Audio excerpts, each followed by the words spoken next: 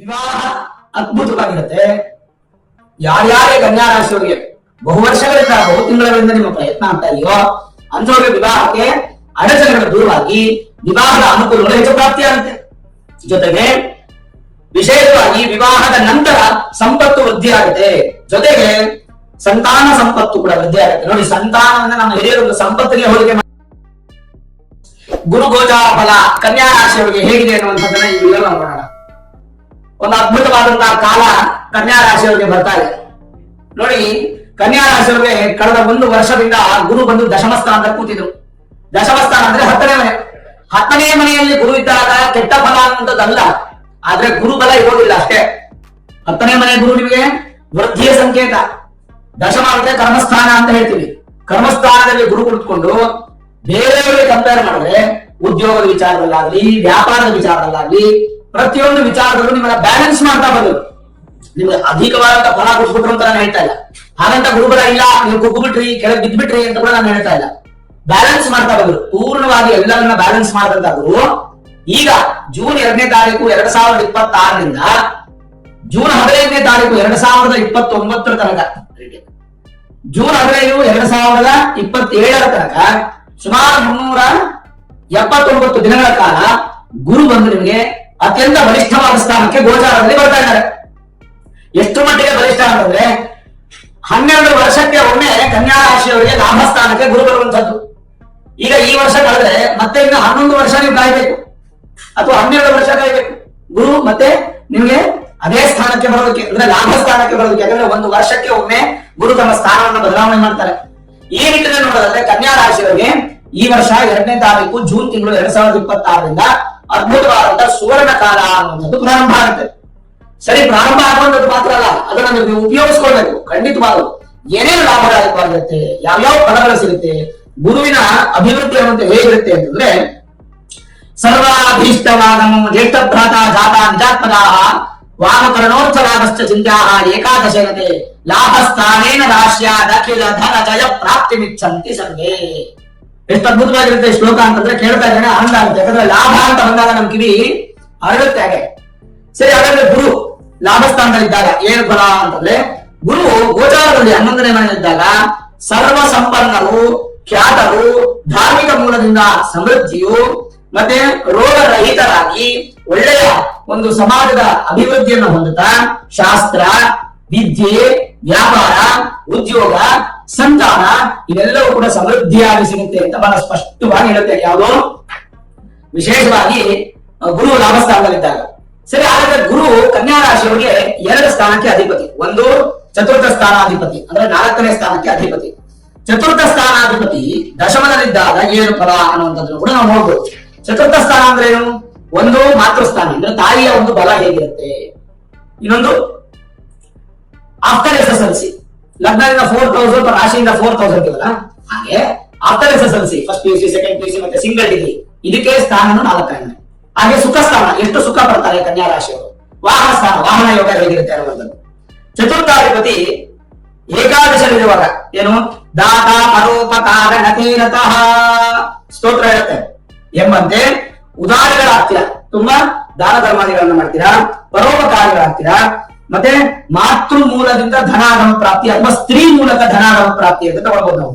ಕೃಷಿಯಲ್ಲಿ ಅಭಿವೃದ್ಧಿ, ವಾಹನದಿಂದ ಯೋಗ, ಯಾರ್ಯಾವ ಹೈನುಗಾರಿಕೆ ಕ್ಯಾಟಲ್ ಫಾರ್ಮ್ ಮಾಡ್ತಾ ಇದ್ದೀರಾ, ಪಶುಗಳಿಂದ ಸಂಪತ್ತು ವೃದ್ಧಿ, ಮತ್ತೆ ಯಾವುದೇ ತರದ ರೋಗಗಳು ಇದೆ, ನೀವು ಅಭಿವೃದ್ಧಿಯನ್ನ ಹೊಂದುತ್ತೀರಾ. ಇದು ಒಂದು ಅಂತಾಯ್ತಾ. ಇನ್ನು ಸಪ್ತಮ ಸ್ಥಾನಾಧಿಪತಿನೂ ನಿಮ್ಗೆ ಗುರುನೇ. ಸಪ್ತಮ ಸ್ಥಾನಾಧಿಪತಿ ಲಾಭ ಸ್ಥಾನದಲ್ಲಿದ್ರೆ ಏನು ಫಲ ಅನ್ನುವಂಥದ್ದನ್ನು ಕೂಡ ನಾವು ನೋಡ್ಬೇಡ.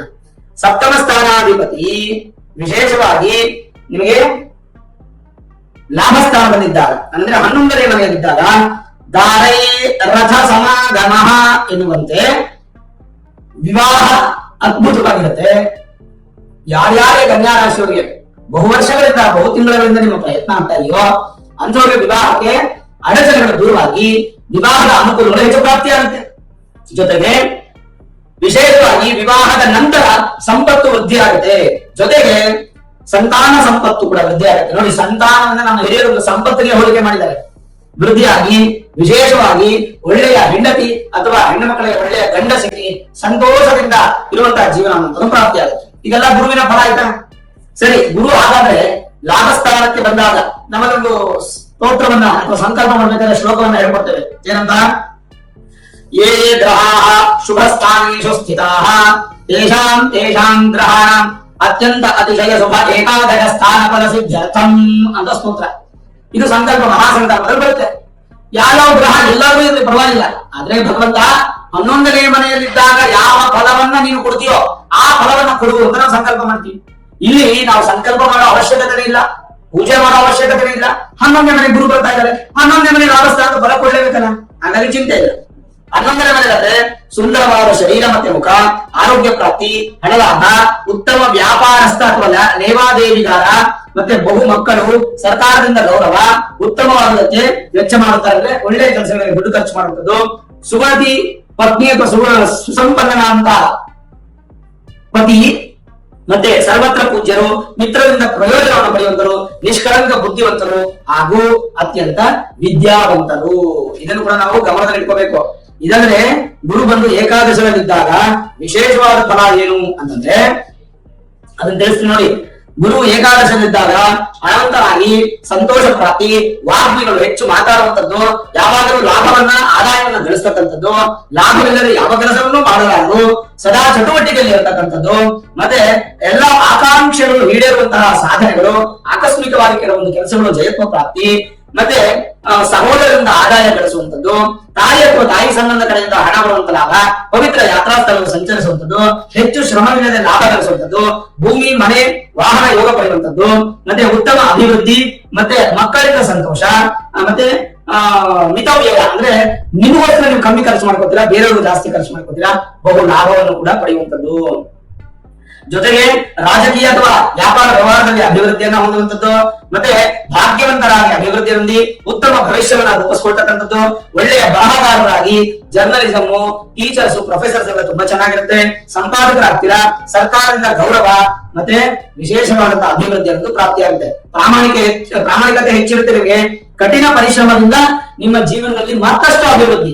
ನೋಡಿ, ನೀವು ಬಹಳ ಕಡಿಮೆ ಶ್ರಮದಿಂದ ಲಾಭ ಗಳಿಸ್ತೀರಾ, ಲಾಭ ಅಂದ್ರೆ ಹಣ ಮಾತ್ರ ಅಲ್ಲ, ಲಾಭ. ಆದ್ರೆ ಕಠಿಣ ಶ್ರಮ ಪಟ್ರೆ ಅಧಿಕವಾದ ಲಾಭವನ್ನು ಪಡೆಯಬಹುದು. ಪ್ರಪಂಚ ಪರ್ಯಟನೆ ಮಾಡುವಂತಹ ಯೋಗಗಳು ಪ್ರಾಪ್ತಿಯಾಗುತ್ತೆ. ಜೊತೆಗೆ ವಿಶೇಷವಾದಂತಹ ಬಲ ಅಭಿವೃದ್ಧಿಯಾಗಿ ಯಾರ್ಯಾರು ನಿಜವಾದ ಸ್ನೇಹಿತರು, ಸಂಬಂಧಿಕರು ಅಂತ ಎಲ್ಲಾ ವಿಚಾರಗಳು ಕೂಡ ಈ ಸಂದರ್ಭದಲ್ಲಿ ಗೊತ್ತಾಗ್ಬಿಡುತ್ತೆ. ಒಂದು ಹಂತಕ್ಕೆ ಕೇಳಬೇಕಾದ್ರೆ 11 ಅಥವಾ 12 ವರ್ಷಗಳಿಗೆ ಒಮ್ಮೆ ಕನ್ಯಾ ರಾಶಿಯಲ್ಲಿ ಲಾಭಸ್ಥಾನಕ್ಕೆ ಗುರು ಬರುವಂತದ್ದು ಈಗ ಬಂದಿದೆ. ಒಟ್ಟು 379 ದಿನಗಳ ಕಾಲ ಇರುತ್ತೆ. ಈ ವರ್ಷ 2026 ಜೂನ್ 2ನೇ ತಾರೀಕಿಂದ ಪ್ರಾರಂಭ ಆಗಿ 379 ದಿನಗಳು ಅತ್ಯಂತ ಅದ್ಭುತವಾದ ಕಾಲ. ಕನ್ಯಾ ರಾಶಿಯವರಿಗೆ ಉಪಯೋಗಿಸ್ಕೊಳ್ಳಿ, 100% ಇರುತ್ತೆ. ಇದರಲ್ಲಿ ನಿಮ್ಮ ಮೂಲ ಜಾತಕದಲ್ಲಿ ಏನಾದ್ರೂ ಗುರು ಮತ್ತಷ್ಟು ಬಲಿಷ್ಠವಾಗಿದ್ರೆ ಅಥವಾ ಗುರು ಉಚ್ಚ ಸ್ಥಾನದಲ್ಲೇ ಇದ್ರೆ 200% ಸಕ್ಸಸ್ ಆಗುತ್ತೆ. ಅಥವಾ ಗುರು ಏನಾದ್ರು ಸ್ವಕ್ಷೇತ್ರದಲ್ಲಿದ್ರೆ 180% ಸಕ್ಸಸ್, ಗುರು ಮಿತ್ರ ಸ್ಥಾನದಲ್ಲಿದ್ರೆ 160% ಸಕ್ಸಸ್, ಗುರು ಏನಾದ್ರು ಸಮಬಂಧದಲ್ಲಿದ್ರೆ 150% ಸಕ್ಸಸ್, ಗುರು ಏನಾದ್ರು ಶತ್ರುಗಳಲ್ಲಿದ್ರೆ 120% ಸಕ್ಸಸ್, ಗುರು ನೀಚ ಸ್ಥಾನದಲ್ಲಿದ್ರೆ 100% ಮಾತ್ರ ಸಕ್ಸಸ್ ಗೋಚಾರದಲ್ಲಿ ಸಿಗುತ್ತೆ. ಅದಕ್ಕೆ ನಿಮ್ಮ ಮೂಲ ಜಾತಕದಲ್ಲಿ ಗುರುವಿನ ಸ್ಥಾನ ಎಲ್ಲಿಗೆ ತಿಳ್ಕೊಂಡ್ರೆ ನಿಮ್ಮ ಅಭಿವೃದ್ಧಿ ಎಷ್ಟು ಮಟ್ಟಿಗೆ ಇರುತ್ತೆ ಅನ್ನೋದನ್ನು ಅನಾಲಿಸಿಸ್ ಮಾಡ್ಕೋಬಹುದು. ಹಾಗಾಗಿ ನಿಮ್ಮ ಮೂಲ ಜಾತಕವನ್ನು ನುರಿತ ಜ್ಯೋತಿಷ್ಯಕ್ಕೆ ತೋರಿಸಿಕೊಂಡು Vedic astrology, higher astrology predictions ಮಾಡಿಸಿಕೊಂಡು ಗುರುವಿನ ಸ್ಥಾನವನ್ನ, ಗುರುವಿನ ಬಲವನ್ನ ತಿಳ್ಕೊಂಡು ಮತ್ತಷ್ಟು ಅಭಿವೃದ್ಧಿನ ಹೊಂದಿ. ಪರಿಹಾರ ಏನಾದ್ರು ಬೇಕಾ? ಖಂಡಿತ ಅವಶ್ಯಕತೆ ಇಲ್ಲ. ಕನ್ಯಾ ರಾಶಿಯವರಿಗೆ ಯಾವುದೇ ಪರಿಹಾರ ಬೇಡ.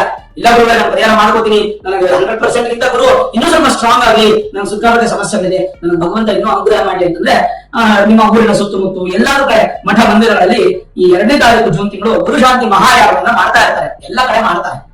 ಎಲ್ಲ ಮಾಡಿದ್ರು ಅಲ್ಲಿ ಹೋಗಿ ನೀವೆಲ್ಲಾ ವಿಚಾರಗಳನ್ನು ತಿಳ್ಕೊಂಡು ಅಲ್ಲೊಂದು 500, 1000, 2000, 5000 ಅಮೌಂಟ್ ಅನ್ನು ಇಟ್ಟಿರ್ತಾರೆ. ಅದನ್ನ ಪೇ ಮಾಡಿ ಸಂಕಲ್ಪಕ್ಕೆ ಬರೆಸಿ ಪೂಜೆಯಲ್ಲಿ ಪಾಲ್ಗೊಳ್ಳಿ, ಹೋಮದಲ್ಲಿ ಪಾಲ್ಗೊಳ್ಳಿ.